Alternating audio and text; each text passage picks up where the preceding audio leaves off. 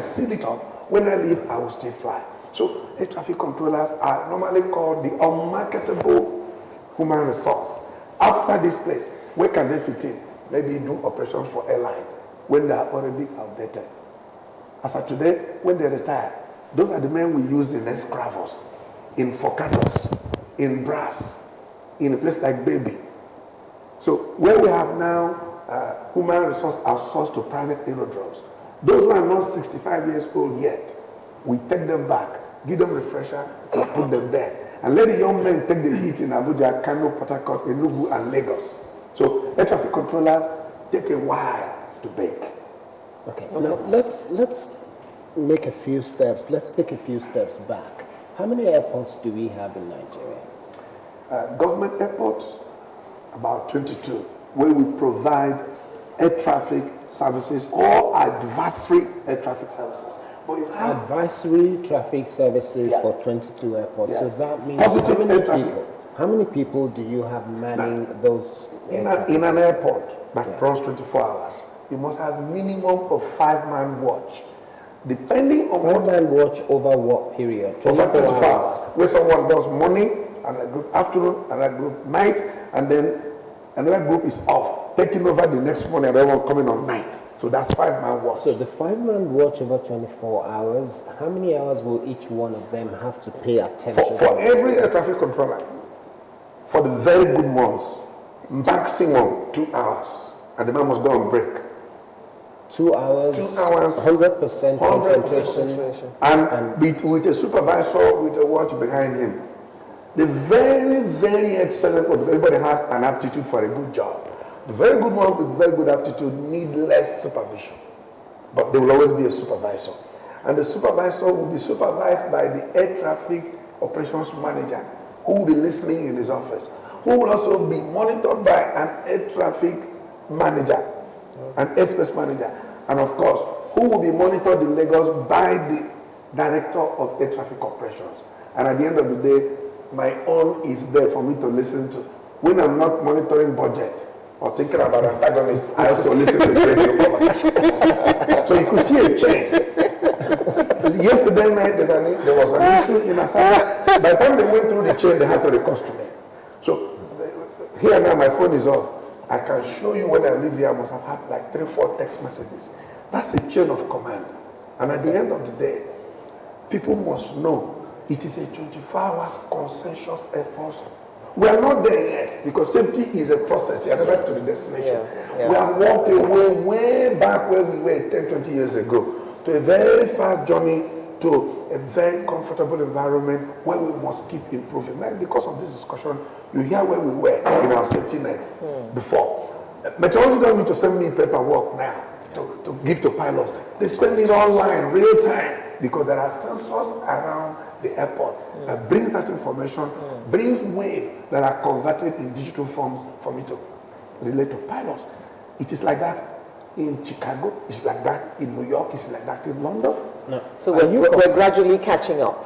We are most conscientiously catching up. But when you say gradually, it looks like we are doing it slowly. We are going very fast. How far away from being world class are we? Say again? Honestly, how far away from being world class? Let me make an announcement that I have said on this channel. Nigeria won the most significantly improvement safety airspace by the Council of Air Navigation Services Providers. Because by then, air traffic controllers... No, it's the truth. Air traffic controllers worldwide had issued Nigerian airspace 10 years ago 4 Black Star blacklisted airspace. That was why our dear Mr. President called a stakeholders meeting and called a veteran pilot who was at the time a commander in Makode, the Air Marshal Bodike, to chair that and then release the amount of quantum that was required. That was when the sleeping thing came to fall that we'll be sleeping. So when Paul finished his report, government said, we can't put all this money here. Let's start releasing. And that began to happen. That's when that work of seamless meteorological sensors were built. Now, at the cost, commercial value, we're not here to discuss that. And for me, safety cannot be expensive until someone dies. or remain expensive until someone dies, then you can appreciate what we are doing. Okay. But let me quickly add before you leave me, that an aeroplane had crashed does not in any way relate to the safety of the airspace. You can go online right now and check generalaviationaccidents.com. You will see how many aeroplanes had crashed in the world since January this year. It's available. It's in public domain. You will see Nigeria is way. We are nowhere near it. So that's why we've been encouraging Nigerians. Just like nobody is going to publish how many people died between Kaduna and Zaria yesterday. Because those are the poor people. Those are normal Nigerians. But when an aeroplane crashes and you are there or you are there, channels will play obituary. And everybody knows. If I die on board today, everybody will hear. But that does not mean we must tolerate accidents. It must be reduced to the barest minimum. And we need information. Okay. People need to understand that. Okay. Now let's go to the weather. Yours is a very important job. How do you get the information which you transmit to these agencies that require your service, without which they would fail? Thank you.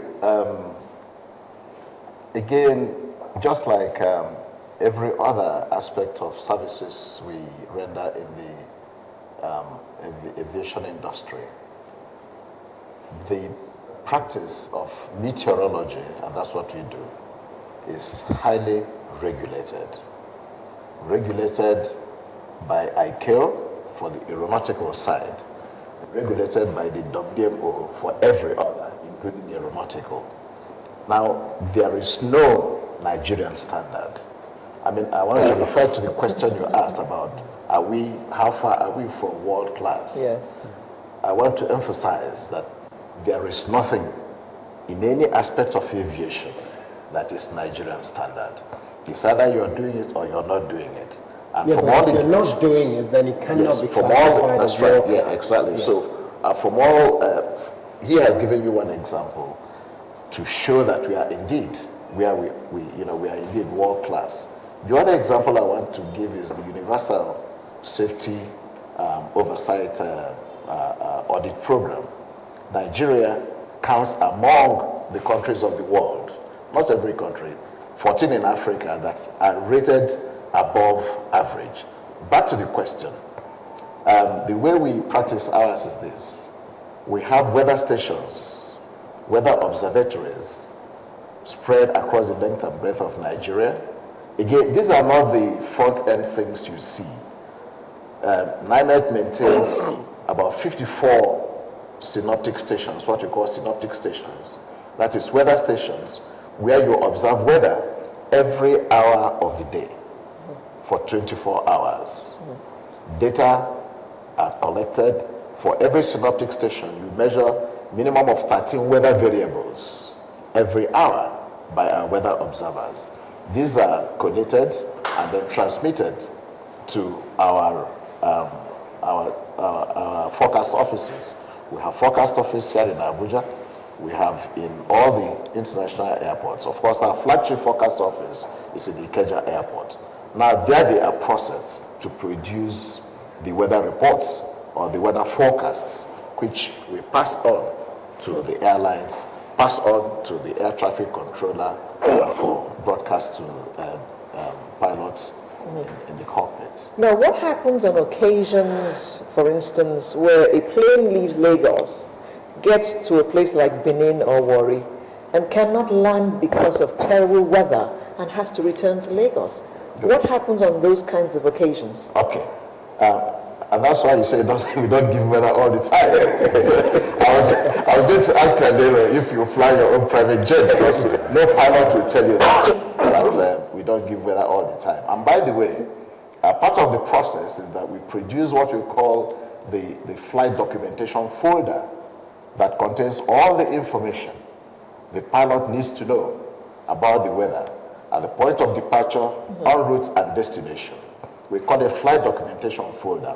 Every day, and I repeat, every day, NIMET forecast offices in these 4 international airports produce a total of 120 to 150 flight documentation folders to cover every flight that is already scheduled.